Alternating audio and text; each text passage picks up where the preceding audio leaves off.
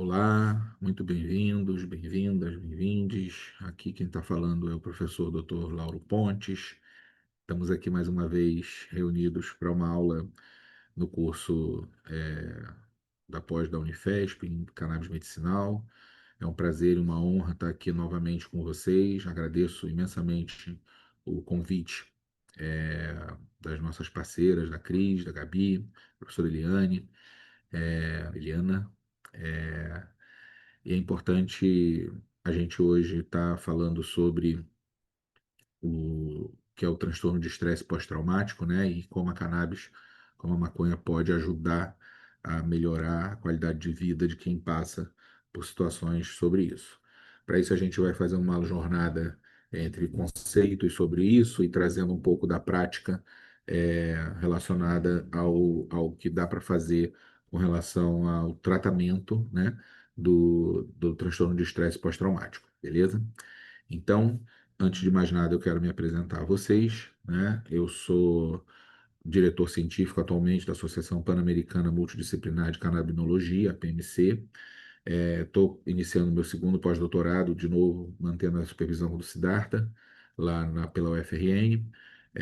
Sou psicólogo clínico, supervisor, pesquisador em cannabis, já tenho 11 anos. Coordeno cientificamente o Congresso Brasileiro de Cannabis Medicinal, que acontece em maio todo ano, e coordeno cientificamente a Expo Cannabis, tanto do ano passado quanto desse ano, a parte dos trabalhos acadêmicos em geral e a apresentação dos convidados no palco científico. Tenho doutorado em psicologia pela UERJ, sou professor de psicologia, dando essas matérias psicofarmacologia, psicofisiologia, psicopatologia, toxicomanias. Também dou aula de psicologia social, é uma área também da minha formação. É, Sou membro fundador, ex-coordenador e colaborador da Abra Cannabis. Criei o primeiro curso de extensão em cannabis medicinal do país em janeiro de 2019, onde a gente fez uma turma na Universidade de Santa Úrsula sobre um curso chamado Introdução ao Sistema Endocannabinoide, de onde saíram muitos pares aí, pessoas legais, e a pós-graduação em cannabis também desde março de 2021, por causa da pandemia, mas foi criada em dezembro de 2019, e que a gente formou aí mais de 400 pessoas em 6 turmas, e muitas das pessoas que trabalham e foram alunos dessa pós que eu criei e coordenei, junto com a professora Jaqueline Barbosa. Criei a Cana Sapiens, né, que é uma empresa de educação canábica. Sou professor desse maravilhoso curso aqui, que coloco no meu currículo com muito orgulho. Sou autor de livro, Maconha Terapêutica, que está disponibilizado no QR Code que eu vou mostrar para vocês ao final. E fui consultor durante todo o tempo do projeto lá em Búzios, da primeira clínica que disponibilizou cannabis pelo SUS. E também sou paciente, tenho ansiedade e insônia e dor. Acabei de descobrir há pouco tempo uma artrose em L5, então também já estou usando para dor. E sou cultivador também com habeas corpus, né? Cuido e produzo o meu próprio remédio. Bom, aqui estão os meus contatos para quem quiser falar comigo. No final eu passo de novo, mas já fica aí meus contatos. Pode seguir no Instagram, mandar e-mail, fazer contato pelo Zap. Esse é o logo da minha empresa de educação. A gente então começa a falar e explicar o que é o transtorno de estresse pós-traumático, né? Que a gente chama de TEPT, que é um transtorno mental que pode surgir após a exposição de eventos traumáticos com ameaça à integridade física ou emocional ou emocional. Eu diria porque na verdade toda vez que você está com a tua integridade física em risco, a tua integridade emocional também está em risco, como violência, acidentes, guerras ou desastres naturais, né? Tem uma característica como existir uma revivência, ou seja, lembranças que vêm na nossa cabeça, aquela sensação de flashback, do nada você está lá, sei lá, fazendo o teu arroz, o negócio começa a vir na tua cabeça, o medo, a vivência da experiência, do ônibus capotando, do evento que você passou, né? E muitos pesadelos, às vezes, também relacionados ao evento, né? Então, existe uma questão de evitação das situações, né? Então, só de pensar em pegar um ônibus, você já vai sentir uma taquicardia, um nervoso, uma sensação de insegurança, né? Ou seja, há uma esquiva das situações, de locais, pessoas, qualquer coisa que esteja associada ao trauma, né? Existe uma hiperexcitação, então a pessoa tem dificuldade para dormir, tem dificuldade para conviver com as outras pessoas, porque ela vai estar sempre irritada, sempre meio alterada, nessa sensação chamada de hipervigilância, né? Tendo sobressaltos, tendo nervosos, tendo disparos de coração, e distúrbio de sono. Muitas alterações cognitivas e emocionais, culpa, medo, embotamento afetivo, dificuldade de se relacionar, fica monoassunto, né? Só pensa na própria doença, tenta se distrair, não consegue porque o assunto volta. É um ciclo vicioso, bem duro, né? Assim, e então, por diagnóstico, né, por critérios do DSM, você tem a exposição direta ou indireta à situação de trauma. Indireta porque você pode ficar traumatizado por excesso de exposição à possibilidade de alguma coisa acontecer, né? Então, por exemplo, aqui nas regiões mais conflagradas do Rio de Janeiro, você tem uma população vulnerável que nunca tomou tiro, mas existe sempre uma chance muito grande de tomar um tiro quando tem operações policiais, como tem às vezes semanalmente. Então, existe sempre essa possibilidade de, né, o medo de acontecer. Então, isso também pode gerar um estresse pós-traumático, pela própria cronicidade da expectativa daquilo acontecer, né? Você vai ficando cansado de tanto sentir aquele estresse. É, Todos os sintomas acima, né, persistentes por mais de um mês, mas claro, isso é um número absolutamente do papel, né? Você tem que avaliar o paciente pelas condições apresentadas, depende do que aconteceu. Às vezes basta um evento para gerar um baita de um estresse pós-traumático. Por exemplo, se você estiver numa cidade que está sendo bombardeada é, por bombas, né, numa guerra, como por exemplo a faixa de Gaza ou a Ucrânia, você está dentro desse espectro e pode acontecer numa noite que de repente você vai ter a partir daquilo ali um baita de um estresse pós-traumático e passando, né, por muito mais do que um mês sobre aquela situação, e que você já pode, mesmo antes de fazer um mês, começar a tratar, porque obviamente é uma situação de guerra, logo é uma situação onde o estresse pós-traumático vai estar presente. Bom, tem uma prevalência entre 5 a 10% da população ao longo da vida e um risco maior em pessoas que trabalham na ponta de lança, né? Assim, então, profissionais de emergência, mulheres em geral sofrem pela questão da estrutura machista da sociedade, sobreviventes de todo tipo de violência. Aí, por favor, o guarda-chuva das violências, né? Desde violências domésticas, violências familiares, até violências do Estado, violências de um inimigo externo, enfim, violência de desastre natural, todo tipo de violência sofrida pelaquele corpo, né? Pelaquela pessoa. Tem uma neurobiologia associada, que é isso que a gente vai ver hoje, né? Muitas alterações no circuito de amígdala, hipocampo e córtex pré-frontal, disfunção no eixo HPA e déficit endocannabinoide na participação, e déficit endocannabinoide que participam dessa fisiopatologia do transtorno, né? Esse eixo HPA é o eixo da hipófise com a suprarrenal, onde há um disparo de um hormônio, né, para poder produzir o corticoide na suprarrenal toda vez que a gente passa por alguma situação de estresse, né? Isso de forma aguda, né? Porque essa produção ela é endógena e ela tem os seus níveis naturais para que a gente até possa existir de forma natural, né? Tudo que a gente discute aqui são sempre os desequilíbrios, né? É importante ter essa noção de equilíbrio e desequilíbrio para poder entender a aula de hoje, porque equilíbrio e desequilíbrio é a base do nosso sistema endocannabinoide. Então, quando a gente pensa que está numa situação estressante, o teu eixo hipófise suprarrenal, ele vai estar em desequilíbrio. E ao estar em desequilíbrio, ele vai produzir mais corticoide do que o nível basal, e aí você vai estar em situação de estresse bioquímico, tá legal? E aí vai fazer alteração nos teus circuitos de amígdala, de hipocampo, ou seja, de reação, de memória, de ação motora, tudo vai estar alterado para mais, para poder gerar mecanismos de sobrevivência que desequilibram o sistema endocannabinoide. Então, só por um panorama assim epidemiológico, né, do estresse pós-traumático, é um dos maiores desafios da saúde mental, porque mexe demais com a estrutura do indivíduo e num processo psicossomático, essa estrutura emocional pode provocar adoecimento físico, né? ou piorar aquilo que já está meio que predito para se tornar um problema físico, né? Então, uma pessoa que já tem uma predisposição à diabetes sofre um trauma muito grande, ela pode abrir um quadro de diabetes determinado, né? Assim, então tem uma prevalência global de 3,9% da população, no Brasil já vai a 9,2%, em áreas urbanas, e isso com taxas ainda maiores se você considerar a população vulnerável, né? Uma taxa de refratariedade muito alta, é, porque os tratamentos convencionais de primeira linha, que são simplesmente remédios, né? Não vão resolver a priori, precisa fazer uma psicoterapia especializada, e usar o CBD, né, usar o nosso canabinoide da planta como um grande aliado para reequilibrar o corpo, e vocês também vão entender por quê nessa aula, né? E tem muita comorbidade psiquiátrica, né, associada. Então, você não fica só no problema, aquilo ali gera uma tensão nervosa que vai gerar ansiedade, vai gerar depressão, vai gerar busca por alívio, né, dessa situação.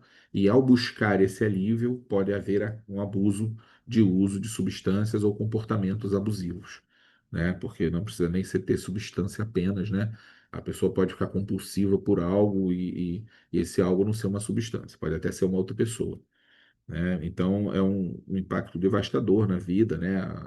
O ocupacional da pessoa fica afetado, o familiar, o relacional em geral, né? Então é muito importante tratar o quanto antes para que a coisa não piore, né? Porque quanto mais tempo levar, pior fica. Tem essa característica, tá? E aí toda essa minha pesquisa, né? Eu acho que é importante agora falar que toda essa minha pesquisa deriva de um seminário que eu estava assistindo em 2023, em agosto de 23, que foi o SICMED, na fala de um colega querido, o Eduardo Perim. Ele traz esse artigo da Maria Morena, mostra esse artigo no slide que ele estava comentando a aula dele, e eu pensei assim, nossa, isso aqui é o ponto que eu quero, porque entre psicologia, neurociência, neurofisiologia, né, e sistema endocannabinoide, é o que me interessa aqui, porque é essa coisa da mexida entre os traumas emocionais, que é o que a gente cuida, né, majoritariamente na psicologia, e o sistema endocannabinoide. E aí ela descobriu, né, quer dizer, os estudos mostraram, no levantamento que ela fez, nos estudos que ela fez, que há uma desregulação da liberação dos nossos endocannabinoides, né, que o nosso corpo produz, para responder ao estresse. Então, diminui a anandamida, e a anandamida é aquele equivalente ao THC, né, da maconha, e aumenta o 2-AG, que é o equivalente ao CBD, no hipocampo e no córtex pré-frontal. Ou seja, há uma baixa diminuição na anandamida e um aumento no 2-AG, com uma maior expressão do CB2, né, da expressão do receptor de 2-AG, na estrutura da micróglia. A micróglia é aquela estrutura que sustenta a nossa rede neuronal, né? E aí isso acaba sendo uma condição neuroinflamatória que é induzido pelo estresse. E aí a palavra estresse aqui tem a ver com a circunstância físico-emocional, emocional-física, que o seu corpo, naquele momento, naquele instante da realidade dele, da construção dele, está passando, tá? Então, o processo do estresse, ele é quimicamente o mesmo. O que muda é a razão, a estrutura, a história e as emoções associadas ao processo, tá? Mas vai ser sempre um movimento que é esse que está descrito aí na tela. Aqui embaixo tem um QR Code que vocês podem abrir, o artigo fantástico da Maria Morena, é, que eu acho um nome maravilhoso para cientista, parece nome de música, e ler esse artigo que é muito legal.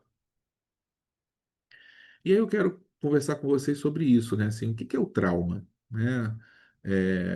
Como definição mesmo, assim, da vida, né? Assim, traumatizou. O que que é o trauma? É uma resposta nossa, uma resposta individual, né? À realidade, àquilo que a gente está existindo, né? O tempo inteiro a gente existe enquanto sujeito no mundo, né? Desde que a gente nasceu. E a gente vai sendo moldado por essa experiência do real, né? Do agora, daquilo que está sendo vivido, no momento que está sendo vivido, pelo meu corpo em tempo real. Até nesse minuto aqui que eu estou gravando a aula, eu sou o resultado de tudo que eu vivi desde que eu nasci, ou desde que eu fui fecundado, se a gente considerar os traumas gestacionais, né? Isso com a estrutura genética que eu trouxe.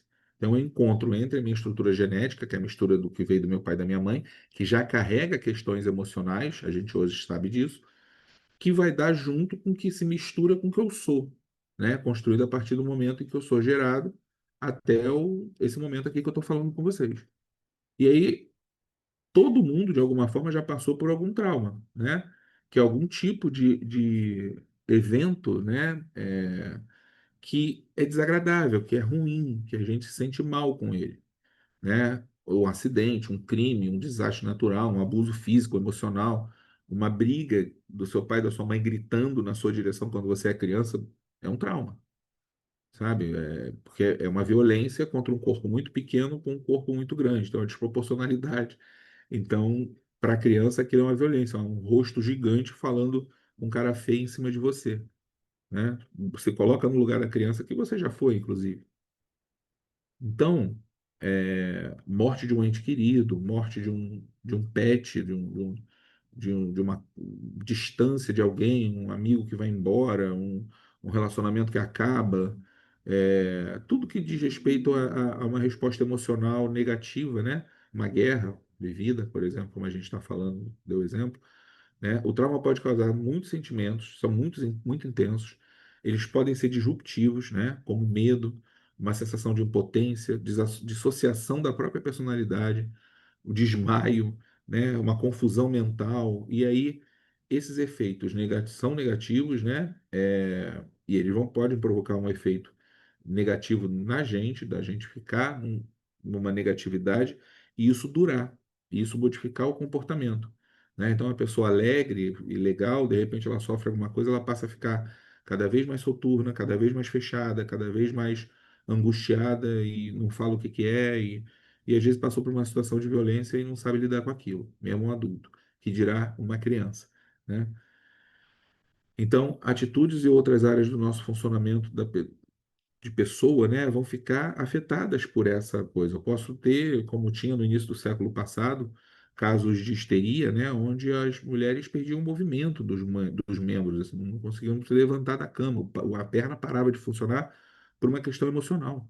Olha como é que o corpo e a psicossomática, né, podem funcionar.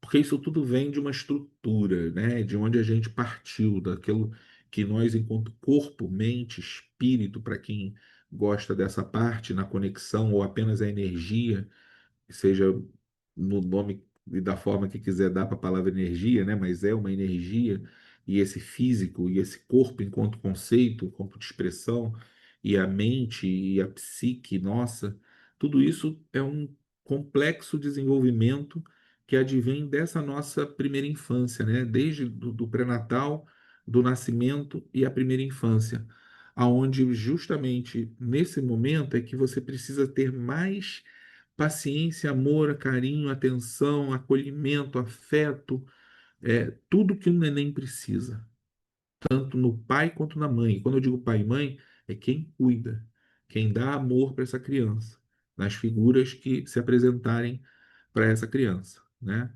Então, é necessário haver os nutrientes essenciais, uma boa alimentação, né?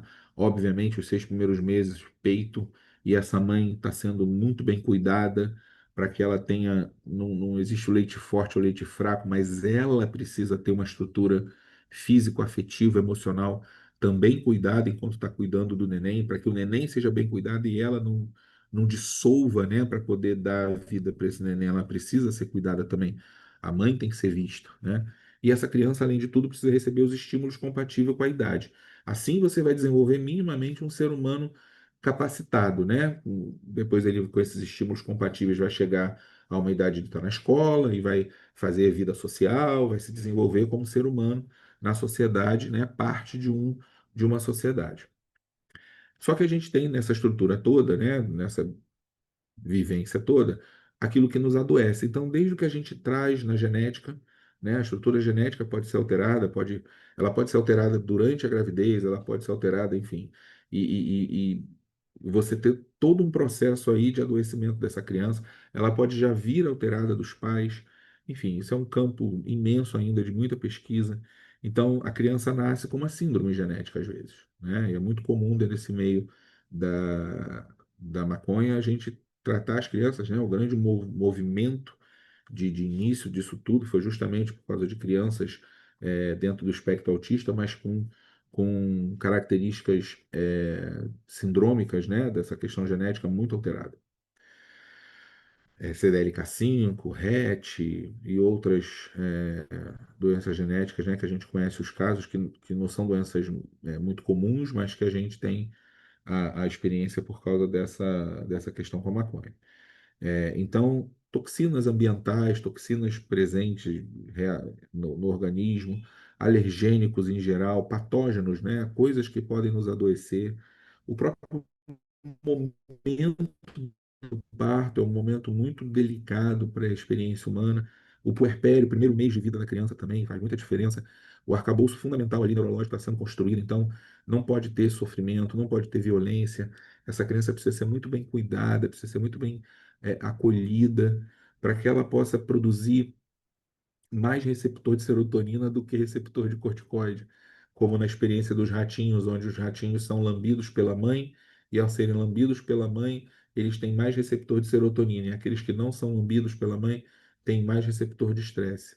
Então é muito importante esse cuidado. O afeto produz alteridade na nossa fisiologia e no nosso funcionamento físico, né?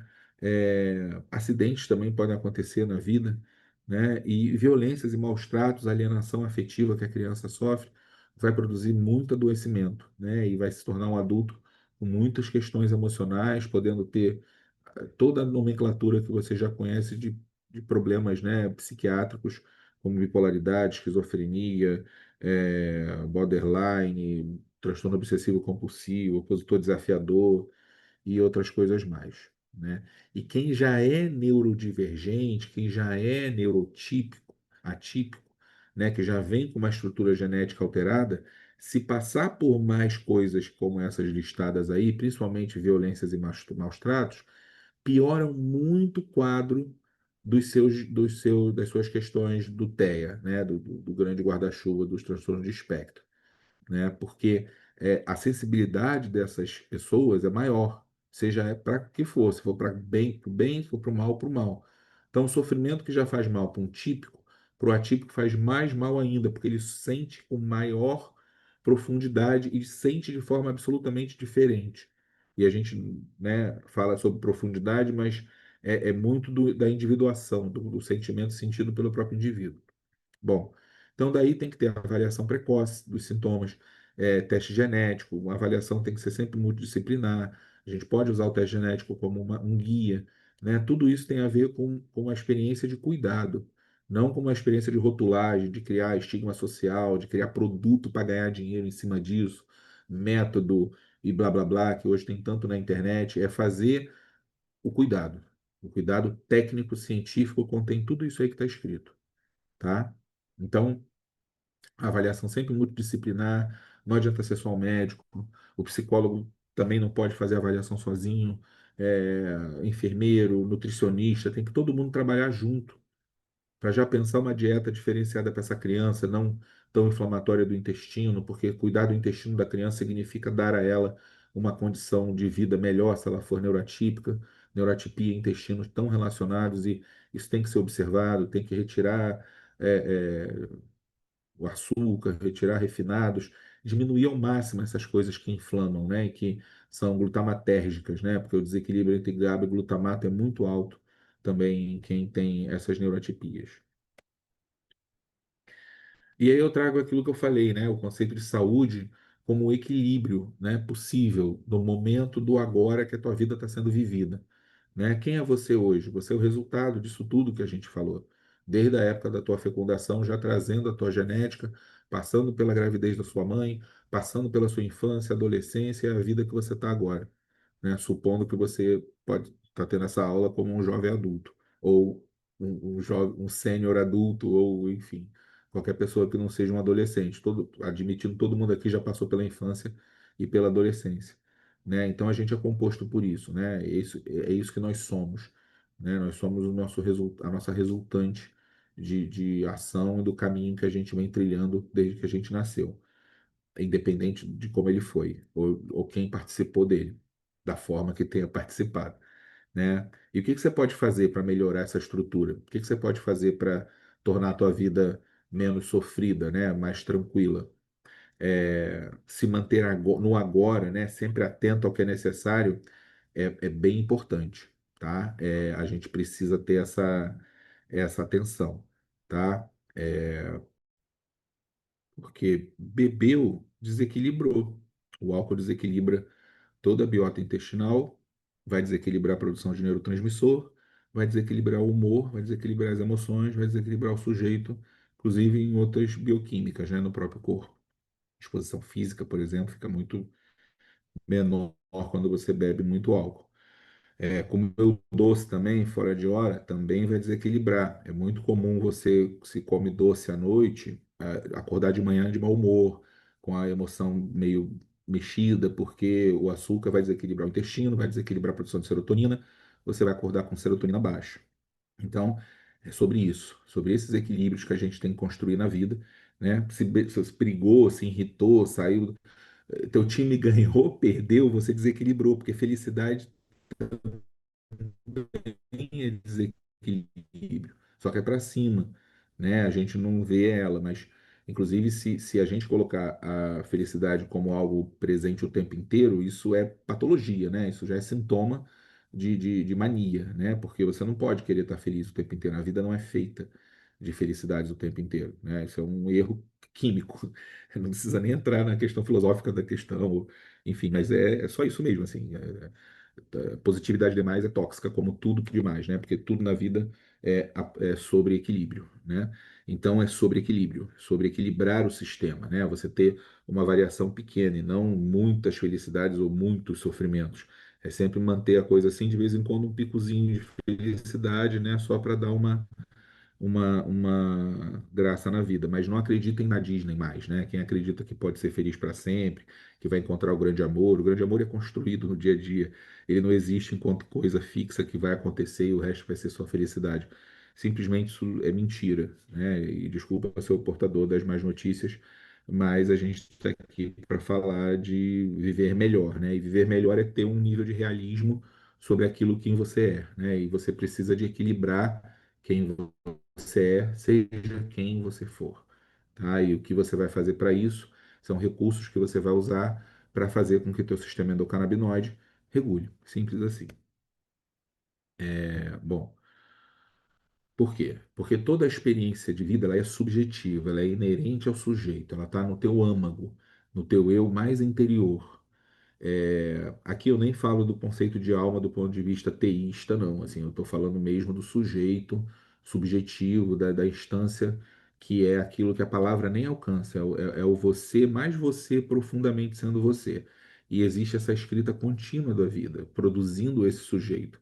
E a partir de alterações bioquímicas e de regulação desses nossos neurotransmissores pelo corpo inteiro, não só na mente, né, mas aquilo que a gente sente na mente, a gente sente na barriga vão produzindo essas regulações, né, com aumento ou alteração de cortisol, de dopamina, de adrenalina, de muitos outros é, neurotransmissores, e também vai produzindo diminuição ou alteração de serotonina, anandamida, endorfina, e esse equilíbrio entre essas regulações, né, entre os neurotransmissores, é que vão provocando as nossas expressões emocionais, sejam as positivas ou sejam esse grupo aqui de todas aquelas, os grandes guarda-chuvas dos nossos sofrimentos psíquicos, né? Que são ansiedades, compulsões, as angústias, manias, fobias, os quadros de catatonia, agressividade, depressão, delírio.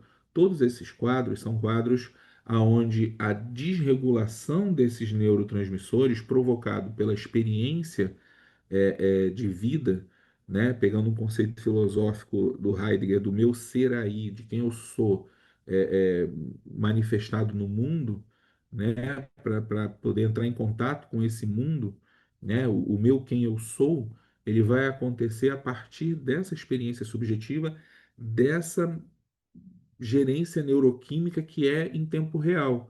Ora eu estou nervoso, ora eu estou calmo, ora eu estou feliz, ora eu estou triste. Isso tudo é uma neuroquímica que vai acontecendo em tempo real e que a gente precisa tentar produzir o equilíbrio dela, né? Então, eu escrevi ali normose, porque o que que é a normose? É um conceito, né, do peer review e que ele traz a ideia de que esses hábitos que a gente considera normais, eles são patogênicos, eles são patologizantes, eles vão construindo um adoecimento crônico pelo nosso dia a dia de exposição a ele. Um grande exemplo disso é o transporte público, né? Ele é um adoecedor. A insegurança pública é um adoecedor. A falta de esgoto é um adoecedor, né? Não só biológico, como psicológico também, é violência institucional. Então, a gente precisa entender que o equilíbrio emocional e da nossa saúde mental, pelo simples fato da gente existir no mundo, ele já traz um desequilíbrio para menos, para pior, né? Porque o mundo não é fácil de viver para a maioria, né?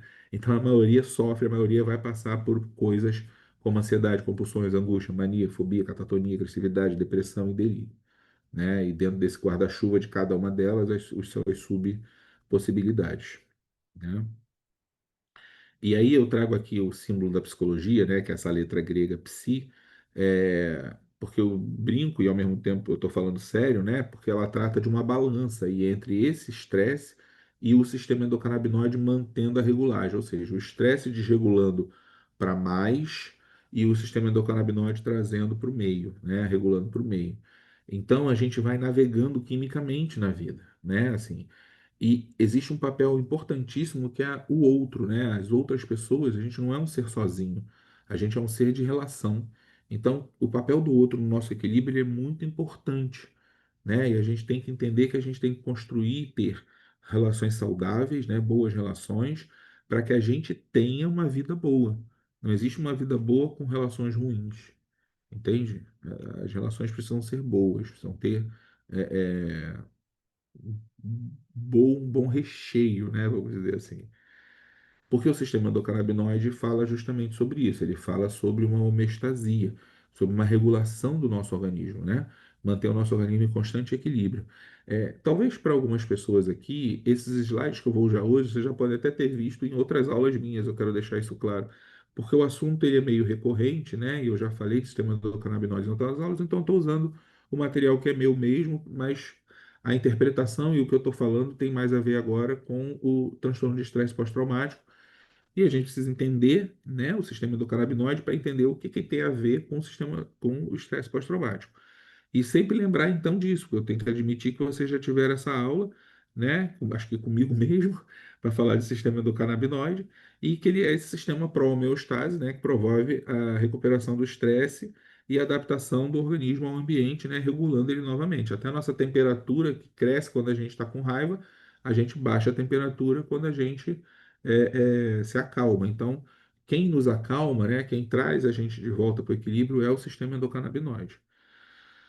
Porque tem muita orquestra tocando no nosso corpo, né? São muitos outros sistemas, né? Para o maestro endocannabinoide cuidar, né? Então, ele regula e integra muitos sistemas do nosso corpo. Então, reparem, noradrenalina, ocitocina, acetilcolina, glutamato e serotonina são neurotransmissores que ele participa de forma promíscua, mexendo na regulagem desses outros sistemas, né, que são sistemas serotoninérgico, glutamatérgico, colinérgico, noradrenérgico, e que vão produzir essas substâncias de acordo com uma regulagem feita pelo sistema endocannabinoide, né? Então, eu quero deixar claro aqui já algo que eu já expliquei sem estar focado e agora eu vou juntar já. A gente vai falar logo, logo do trauma, que é quando ocorre um trauma, essas substâncias vão mudar as suas quantidades, né? E as quantidades precisam voltar para o normal para a gente poder se restabelecer pós-trauma. E o sistema endocannabinoide é que faz esse movimento. E dependendo do trauma, se ele for muito grande, agudo ou se ele for crônico, a luta fica desigual. E aí vocês já podem perceber de forma bem lógica que para igualar, eu tenho que entrar com o fitocannabinoide, eu tenho que entrar com o CBD e o THC, né? Eu tenho que entrar com o full spectrum da maconha para poder compensar o sistema endocannabinoide que está em defasagem com o nosso sistema de estresse. Simples assim, gente. Só que isso envolve uma complexidade bioquímica enorme, mas o grosso modo é esse, né?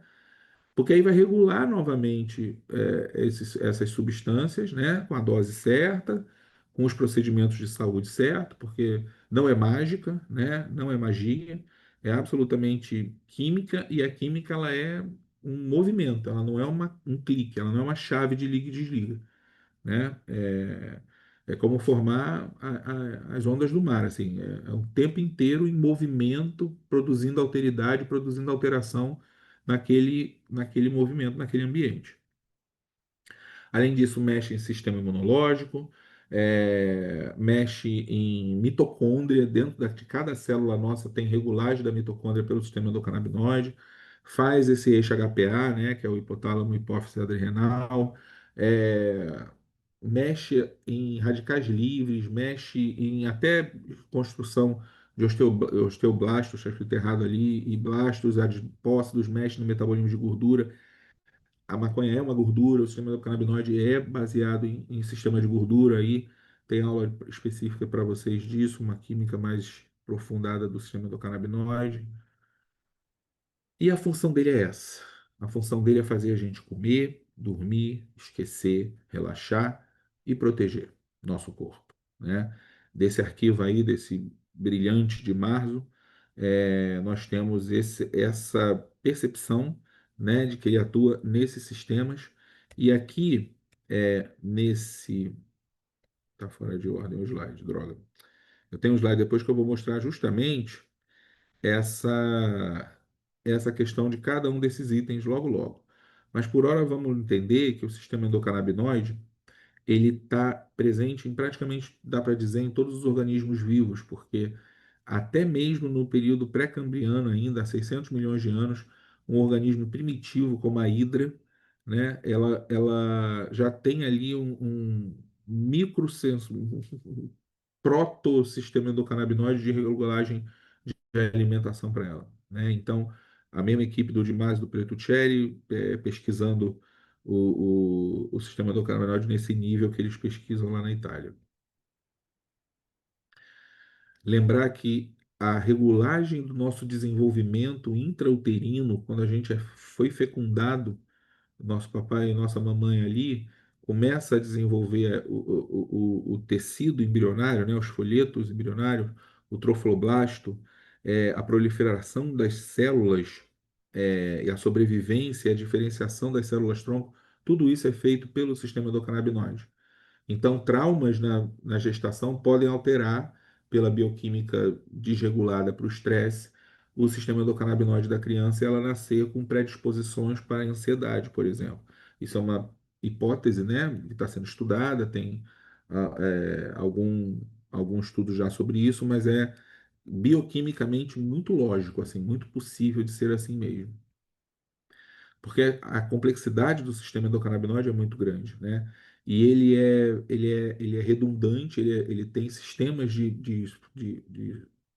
controle e por falta de função uma outra coisa assume, e ele é promíscuo nesse sentido de mexer nos outros sistemas, como mexer no receptor de serotonina, mexer no receptor de dopamina, e ele tem uma enorme complexidade, tudo é por demanda, ele vai sendo produzido e degradado conforme a demanda do nosso corpo. E se a gente estiver muito estressado, a degradação da anandamida é muito mais alta. Então a gente precisa repor um pouco dessa anandamida, que seria um THC numa dose controlada, para a pessoa poder ter o relaxamento que ela precisa, porque a anandamida, pelo estresse crônico, está muito baixa.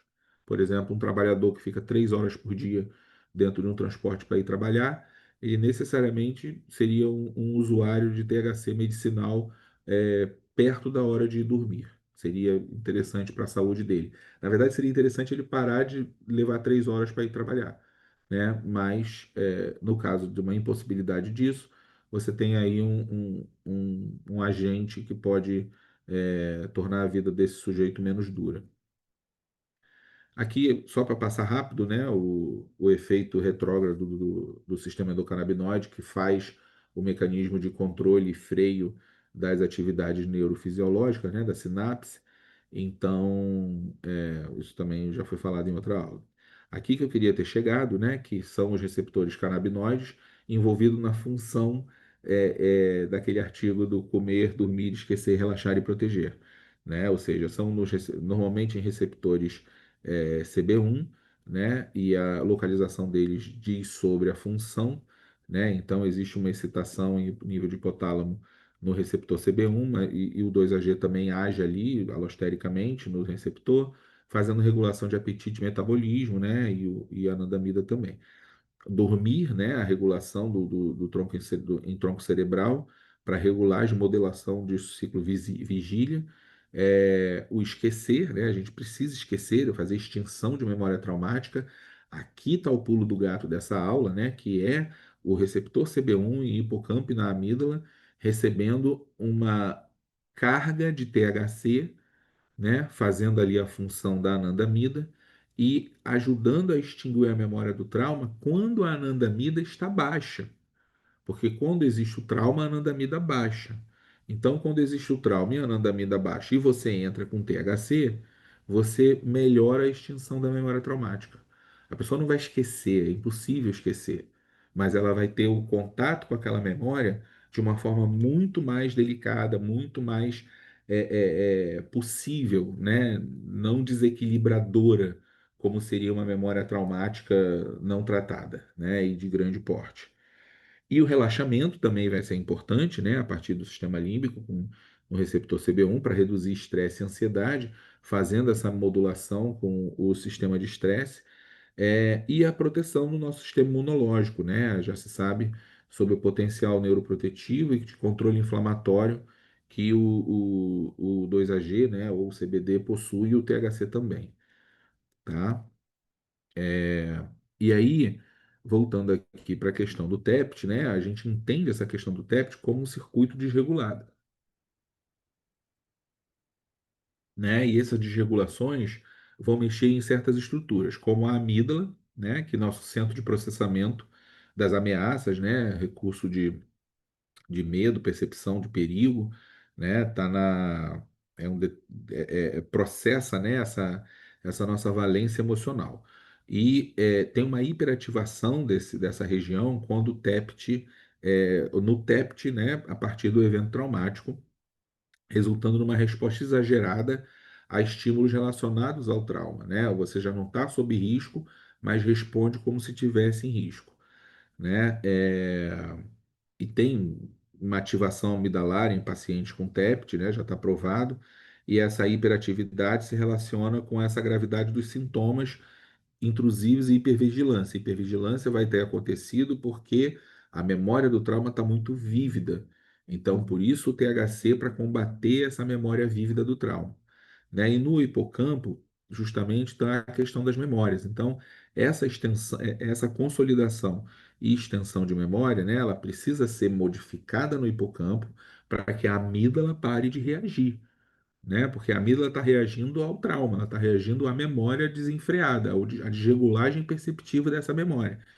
Então, o THC pode melhorar o funcionamento da amígdala, mas e principalmente pode melhorar o funcionamento do hipocampo numa diminuição dessa percepção de memória e, consequentemente, processo de extinção do medo, tá? É, a neuroplasticidade hipocampal prejudicada perpetua o ciclo da experiência traumática. Então, quando você entra com o THC, né, por via exógena, você faz com que aquela neuroplasticidade hipocampal aconteça, né, uma recompreensão, uma rearrumação daquela memória, né? O caminhão não bateu por minha causa, eu não atrapalhei o meu pai quando o caminhão bateu. Culpas que a gente carrega, né? A gente é muito culpado por aquilo que a gente não teve explicação na infância. A criança se culpa, se ela não tem uma explicação, ela se culpa. Então ela sofreu violência, ninguém explicou porque ela sofreu violência, de alguma forma, numa linguagem que a criança pudesse entender, ou se sentir cuidada, ela vai entender que aquilo ali é porque ela não presta. É um básico, assim, do processo terapêutico, inclusive. Primeira coisa que a gente faz no processo terapêutico é identificar isso, assim. aonde você acha que é culpado e você foi vítima. Porque tem que mudar a forma que você interpreta a memória. E esse é o pulo do gato na terapia. É isso que o THC e o CBD ajudam, é isso que o psicodélico também ajuda, mas esse é um outro assunto, né? E que vai fazer a diferença na saúde mental e física e emocional do paciente. E o córtex pré-frontal, o ventro medial, né? Porque vai controlar essa regulação da execução do corpo, né? Nesse medo, nessa ativação, né, de resposta ao medo, assim, tipo, por que que eu tô travado de ir na rua? Meu corpo não vai, eu começo a sentir umas alterações fisiológicas, assim, trava o meu motor, né, porque você tá com essa regulação executiva prejudicada por conta das emissões que estão vindo da amígdala, por conta do que está gravado no hipocampo. Entendam, é uma rede funcionando, né? Então, quando você muda o padrão de um ponto dessa rede, você muda o padrão da rede inteira, tá? E é isso que tanto o CBD, o THC e a psilocibina pode fazer. Então é isso, né? Primeiro é uma resposta aguda do trauma, aí você tem uma fase de transição nas semanas seguintes, se a pessoa não é bem cuidada, isso piora, né? Então ela precisa de apoio emocional, apoio afetivo, terapia, massagem, tudo que o corpo puder receber de afeto para poder diminuir a relação com esse trauma, tá? Porque a regulagem é essa, vira uma briga entre cuidado e estresse. É, e aí, esses padrões de secreção de cortisol mais altos, se não for cuidado, vai ficar logo depois, né, mais alto. Mas a princípio eles acabam baixando em alguns períodos e depois eles dão um pico. O teu sistema de estresse ele está desregulado. Tem que afinar novamente, né? E aí tem o estresse crônico já estabelecido, né? Porque você tem uma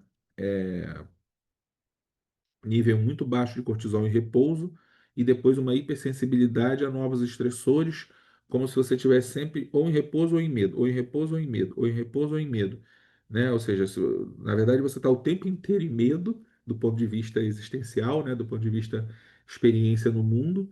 E quando isso chega numa exaustão, você recolhe, né? O nível fica muito baixo e aí você apaga um pouco a expressão, até isso voltar e o medo voltar ou a própria vida ser vivida, né? E aí, depois disso, em longo prazo, você fica com uma desregulação desse eixo hipófise suprarrenal, que contribui para as comorbidades metabólicas, aí aumenta a pressão, baixa a imunidade, altera o metabolismo de gordura, porque, né, você acaba comendo errado e a gordura está, enfim, pré-diabetes, começa todo um quadro aí de adoecimento físico muito grave, né? Então, acaba acontecendo essa supersensibilização dos receptores do corticoide, né, que é, fica, acaba no mecanismo de produção. Se você tem um excesso de receptor, o corpo acaba produzindo menos, é toda uma química de regulagem aí, mas que está completamente desregulada pelos excessos do trauma, né?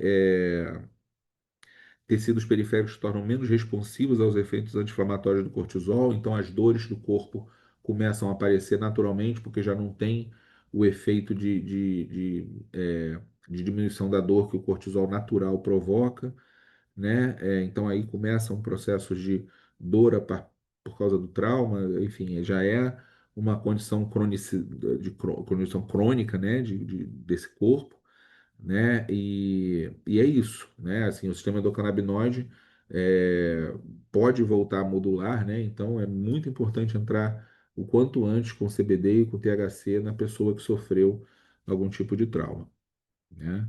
O sistema glutamatérgico, né? Que a gente tem vários sistemas que são alterados pelo TEPT, né? Ele fica super ativado porque o glutamato é o neurotransmissor da ação, né? Do movimento, do excitatório, né? O GABA, que é justamente aquele que relaxa e deixa você mais tranquilo, ele fica inibido para ele não te relaxar, né? E justamente hiperexcitação e essa baixa inibitória do GABA faz você ficar hiperestressado, e aqui é um dos casos, né, de início dos processos de insônia, por exemplo, né? A serotonina vai ficar desregulada, né, para baixo também, então podem acontecer quadros depressivos, de extenuação física, enfim, apatia, né? E ao mesmo tempo um quadro de noradrenérgico com uma hipervigilância crônica, ou seja, você deita para dormir e não consegue desligar do problema, não consegue desligar da ideia fixa, não consegue desligar do ciúme patológico, e também é o TEPT. A gente pode pensar ciúme patológico como um transtorno de estresse pós-traumático nesse sentido. A pessoa sofreu alguma perda na vida, sofreu alguma questão de baixa autoestima profunda, e quando tem um objeto de amor ligado a ela, cria nesse objeto de amor um hiperfoco que acaba resultando num desequilíbrio da confiança, porque ela não tem autoconfiança.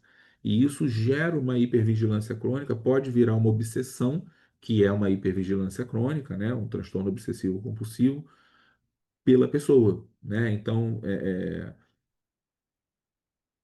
isso até, não vou dizer que explica, porque eu não quero explicar isso, não é o caso de explicar isso, mas o que é o feminicídio, se não uma posse do corpo da mulher, né, provocada por uma ideia de posse a partir de uma insegurança desse homem sobre como se aquela mulher fosse o seu objeto maior de afeto e que ninguém mais pudesse tê-la que não fosse ele, né? É um baita de um sujeito que está provavelmente passado por uma vida de sofrimento afetivo, assim, obviamente não passando nenhum pano aqui, né? Mas explicando do ponto de vista biológico como é que a coisa procede, né?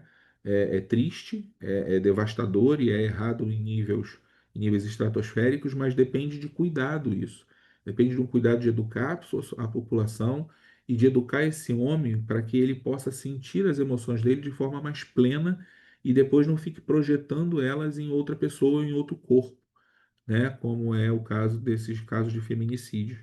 E também das mulheres, né, na versão feminina disso, que também ocorrem casos com as mulheres, que tem até grupos, né, de mulheres que têm ciúme patológicos, e tinha um grupo chamado Mulheres que Amam Demais, eu não sei como é que está isso agora, eu parei de acompanhar, mas é sobre isso também, né, uma desregulagem aí, uma hipervigilância crônica provocada por um estresse afetivo, emocional, provavelmente relacionado à confiança, né? É quase certo de ser. E aí em qualquer par, né? Pode ser pai e mãe, confiança em pai e mãe, confiança em pessoas, afeto machucado, né? Com certeza, afeto machucado. E quando a gente consegue ativar o sistema endocannabinoide, aí a coisa muda. Por isso que pessoas estressadas e que trabalham com coisas estressantes cronicamente precisam todos os dias ativar o sistema endocannabinoide. E não é com álcool, por favor, né? Embora funcione, mas não é com álcool, porque o efeito do álcool não é o problema, é o depois que é o problema, né? Porque quando você ativa o sistema endocannabinoide de uma forma não alcoólica, por favor, ou sem outra substância que não seja uma maconha controlada, né? Também, porque tudo é dose, você vai aumentar a recompensa, você vai reduzir a dor do corpo, você vai diminuir a ansiedade, diminuir a temperatura corporal e a sua pressão sanguínea, ou seja, baixa o estresse, né? E aí estimula o consumo de comida, porque é uma recuperação do corpo, é, inibe o comportamento motor para você ficar mais tranquilo fisicamente e com uma sensação de estar sedado, né? Sedado no sentido de estar com a mente tranquila. Tudo com dose, pessoal. A gente está falando aqui de dosar essa maconha, seja fumada, seja óleo, seja gummy, seja comida, seja o veículo que você usar, dose. Nunca esqueçam de dose. Dose importa. Dose é o que importa, tá? Ela intermedia a extinção de memórias traumáticas e de processos adaptativos e estimula os efeitos neuroprotetores e anti-inflamatórios. Tudo aquilo que o TEPT precisa, né? Ou seja, eu preciso intermediar as memórias traumáticas, eu preciso reduzir meu comportamento motor porque eu estou hiperexcitado, eu preciso reduzir minha pressão porque a pressão sobe com esses problemas emocionais. eu preciso reduzir minha ansiedade, eu preciso eu preciso desinflamar o meu tecido neurológico. Meu cérebro está inflamado. E aí, olha o que que ocorre quando a gente, no nosso sistema endocannabinoide, quando a gente sofre o trauma, né? No momento em que o trauma acontece e que ele não é cuidado, vai acontecendo isso de forma é, é, temporalmente longa, vai produzindo o efeito cronificado. Porque existe uma cascata fisiopatológica, aonde um trauma, que é o equivalente a um estresse agudo, né? Quimicamente, trauma e estresse agudo, dá para dizer que é a mesma coisa. Você tem uma diminuição da síntese da anandamida e um aumento da degradação dessa anandamida a partir da enzima que a gente já estuda mais, que é a FAAH, né? É, E aí aumenta a expressão CB1, né? Ou seja, aumenta o número de receptores da anandamida e diminui a anandamida. Aí aqui vocês podem falar, mas Lauro, não está errado isso não, você não escreveu errado ali e tal. Não, é assim mesmo. Isso é que é o mais estranho no nosso sistema endocannabinoide e eu vou explicar por quê. Não faz sentido a anandamida diminuir e o receptor que é para ela, né, o CB1 é o receptor da anandamida, aumentar. Por que que ele aumenta?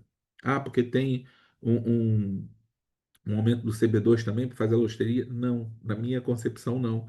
É, tem toda uma bioquímica associada, mas isso é basicamente uma programação antropobiológica nossa da nossa forma de ser enquanto mamíferos, né, e mamíferos super especializados que dependem do outro.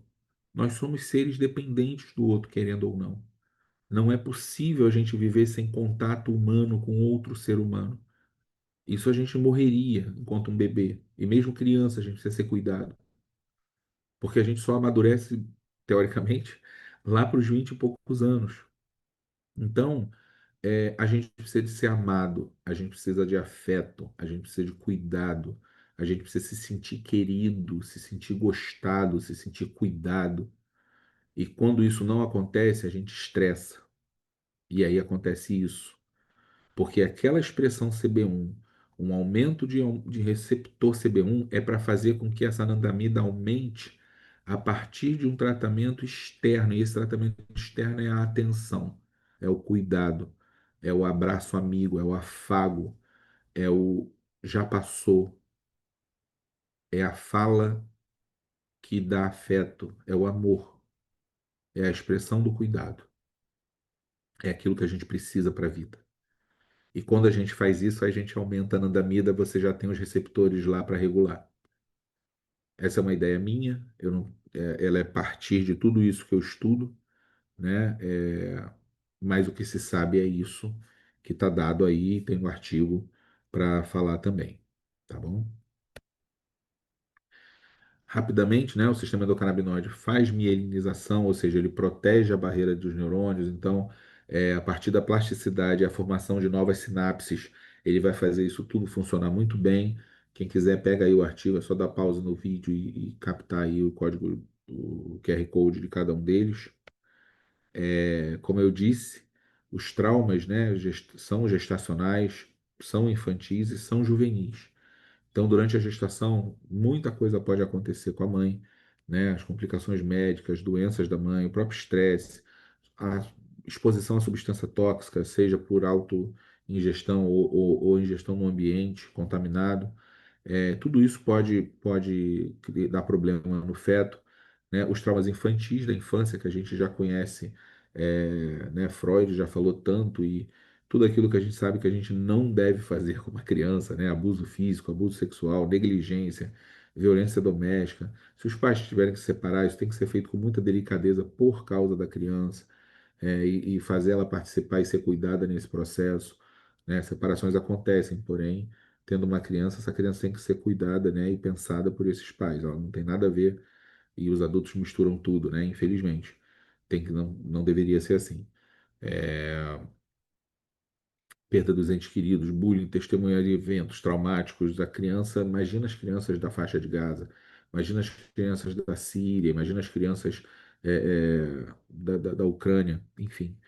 E aqui está o artigo que eu citei, né, agora há pouco, que os ratinhos que são lambidos pelas mães apresentam maior expressão de gene de serotonina e os que não são lambidos apresentam maior expressão do gene de receptor de glicocorticoide, né? Então, quem é cuidado na infância é mais preparado para lidar com situações adversas ao longo da vida, me parece. E quem não, quem é mal cuidado na infância fica mais reativo, mais estressado, lida pior com as situações, né, da vida como um todo. E o nível de estudo hoje sobre isso, gente, já chegou num tal ponto em que a gente consegue ler e perceber, por exemplo, isso aqui, ó, o tempo que a gente, o receptor CB1, né, o receptor de origem, né, o gene, o CNR1, o gene que gera o receptor CB1, modula, né, a capacidade que a gente fica observando rosto feliz. Porque rosto feliz tem vários significados, né? É recepção, né? De afeto, de cuidado, mas às vezes ele esconde violência. Então, tem pessoas que vêm programadas para reagir mal ao rosto feliz e não conseguem encarar pessoas rindo para si mesmo, né? E é um processo que eu brinco chamando de timidez herol, porque é o quadro da questão da timidez, é a dificuldade que o autista tem de olhar as pessoas nos olhos, né, tem a ver com isso, né, porque tem uma regulagem aí dessa capacidade de empatia, né, no olhar, e o olhar acolhedor é, é difícil para algumas pessoas, mesmo o olhar acolhedor, né, tem a ver com desconfiança, tem a ver com medo, tem a ver uma série de processos de trauma, né, desse corpo. E aí é isso, né? O sistema endocannabinoide regula a atividade gastrointestinal, cardiovascular, percepção de dor, modulação de neurotransmissor, manutenção da massa óssea, neurônio, tudo que o sistema endocannabinoide faz que a gente já sabe, né? Se não sabe, tá sabendo agora. Mexe nisso tudo aí, né? Regulação hormonal, metabolismo, função imune, inflamação e inibição de célula tumoral. E aí vai mexer, né? E vai desregular aquelas coisas, né? De guarda-chuva que eu falei para vocês: ansiedade, compulsão, angústia, mania, fobia, catatonia, hiperatividade, epilepsia, agressividade, depressão e o delírio. E aqui alguns artigos muito interessantes que mostram, por exemplo, que o THC é capaz de ajudar você a dissociar a dor no nível subjetivo, ou seja, o estímulo de dor é o mesmo e a percepção dessa dor fica diminuída porque o THC tem esse poder de diminuir a percepção da dor. Então, ele diminui percepção de dor física, ele também diminui percepção de dor emocional, né? Uma violência emocional qualquer que você tenha sofrido, ela pode ser melhorada com a dose certa de THC, né? Em vez de piada, né? Mas tomar um pé na bunda em vez de encher a cara, né? Em vez de dormir na praça, como diz a música, é melhor ir num coffee shop e fumar um baseado de THC, que você vai para casa uma dose certa, sem exagerar, porque aí pode dar paranoia. Só um pouquinho vai te fazer ficar bem e passar pela essa dor da perda do pé na bunda melhor. É, Aqui, outras comorbidades que o THC trata, né, que estão comuns em qualquer trauma, qualquer situação de trauma, isso aqui é sobre câncer, mas isso vale para qualquer situação de trauma, porque são situações onde o evento é traumático, né? Não há nada mais traumático para a saúde que um câncer.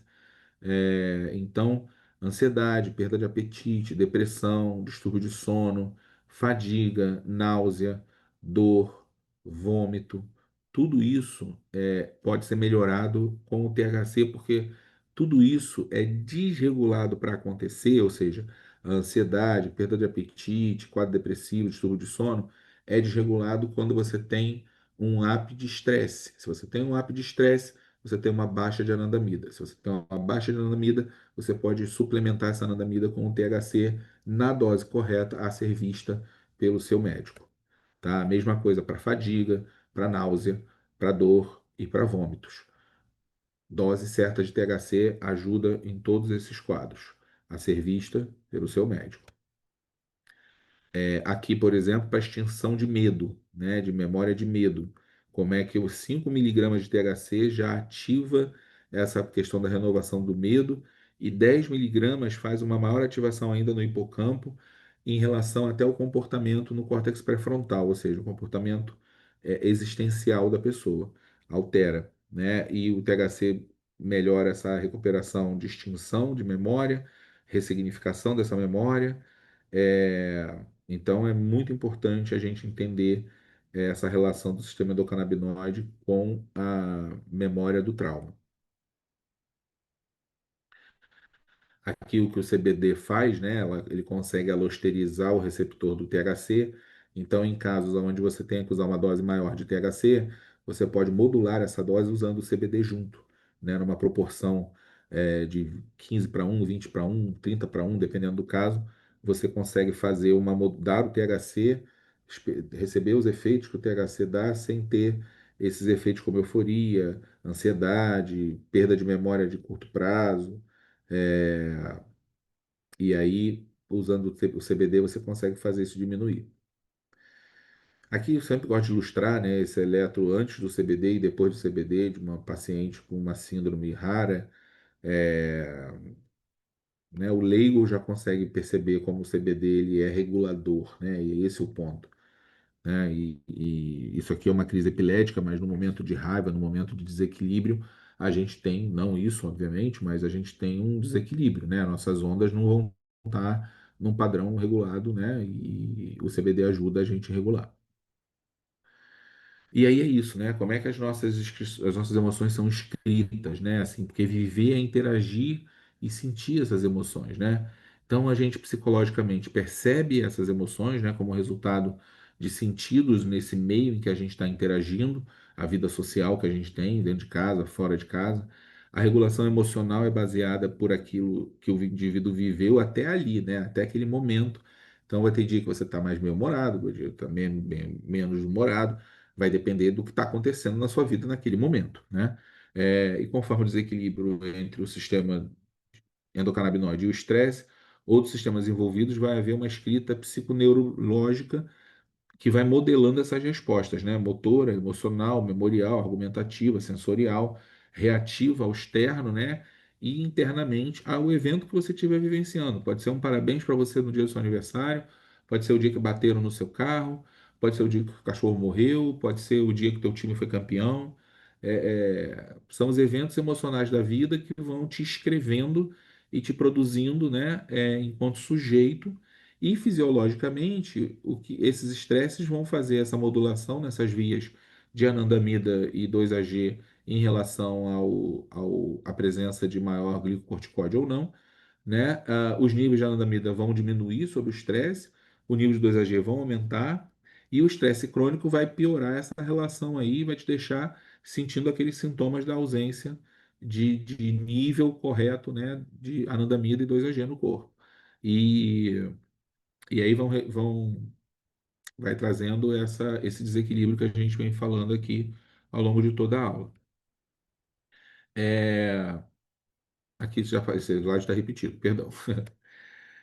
E aí também já falamos sobre isso. Aqui mostrando que o THC é administrado em próximo, né, ao evento traumático, já melhora ali a ativação corticolímbica, né, e o aprendizado da extensão da memória. Então, assim, sofrer um trauma, se puder usar THC logo em seguida, é uma ótima ideia, né? Então, passou por um acidente, foi roubado, né, levaram o teu celular, qualquer coisa assim, é bom tomar umas gotinhas de THC ou fumar um cigarro ou vaporizar uma maconha rica em THC, tá? Porque ela ou tá sentindo uma dor muito aguda, né? Ou a gente sabe da capacidade de diminuição de dor, né? Então, vai no dentista, pô, se você usar THC depois, você não sente dor, assim, é impressionante. Eu já fiz tratamentos em que o meu uso pós evento odontológico resultou assim de eu não precisar tomar remédio para dor, assim, sabe? Já receitado e tal,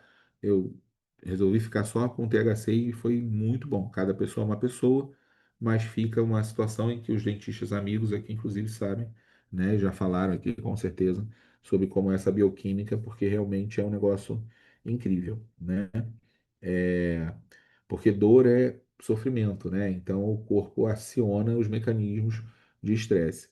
É, e essa atividade, né, sobre ameaças, né, você começa a reagir de uma forma mais equilibrada com o THC, né, na dose correta. sendo tomado com todo o acompanhamento, tá? E aí, o que que mais a gente pode fazer para regular o sistema endocannabinoide, né? Assim, muito acolhimento afetivo. Então, com as pessoas que vocês têm vínculo afetivo, procura ter mais abraço, mais beijo, mais afago. Quando você vê alguém querido, já sobe, já regula o teu sistema endocannabinoide. E aí, as terapias orientais, né? Hoje a gente sabe que o Oriente está muito mais à frente da gente em termos de entendimento não científico nessa linguagem que a gente fala aqui, inclusive essa aula. Porém, a acupuntura, yoga, meditação, a massagem ayurvédica, reflexoterapia, Doin, shiatsu, a Shantala do neném, tudo isso faz ativação do sistema endocannabinoide. Tudo isso é um regulador, estimulador de saúde para o nosso corpo. Então, pratiquem isso à vontade. Um banho morno, depois de um dia cansativo, ajuda a regular morno, né? Um ofurô, para quem pode, né? Meu sonho, um ofurô de água quente ajuda a regular, tá? é, Estar com pessoas alegres, estar em ambientes alegres.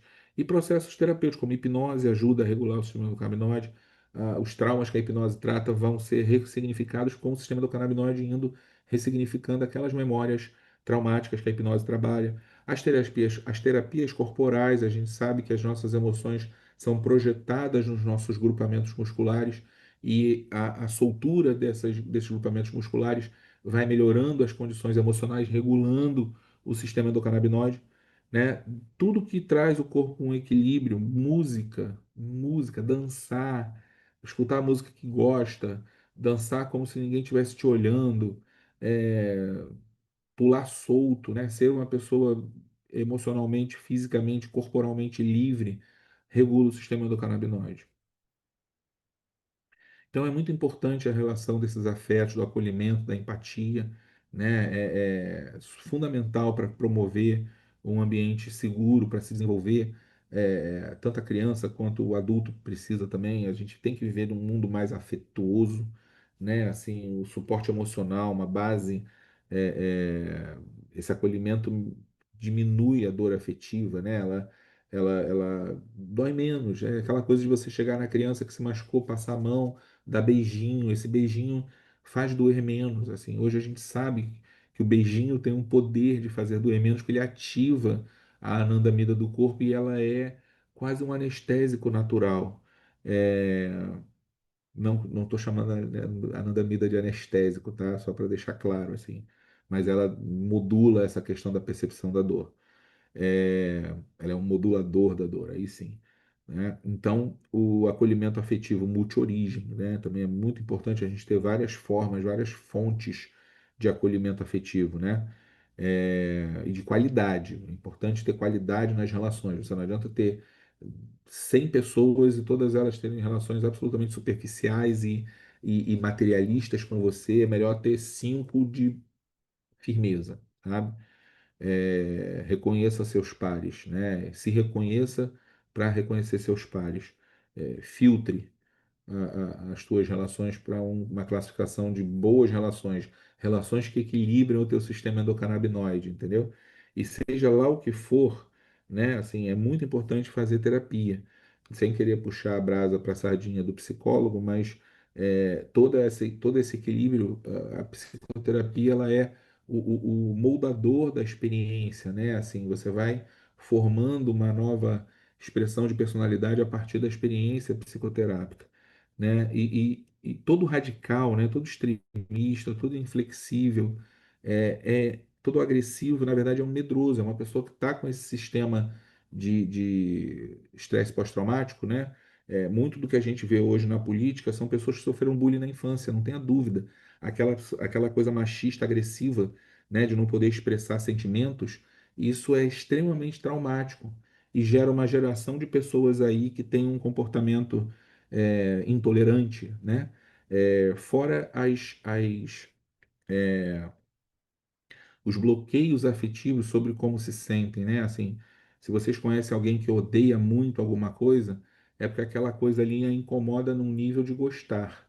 Eu acho importante que isso fique claro, porque isso é um conceito bem simples dentro da psicologia, provado já inclusive com testes, em que quanto mais a gente implica com alguma coisa, mais a gente gosta dela. Então fica a dica aí para o que servir de exemplo naquilo que eu estou falando, porque é sobre isso, assim, né? Falta afeto, falta respeito. É 10 em 10 nesse caso, assim, nunca vi ser diferente.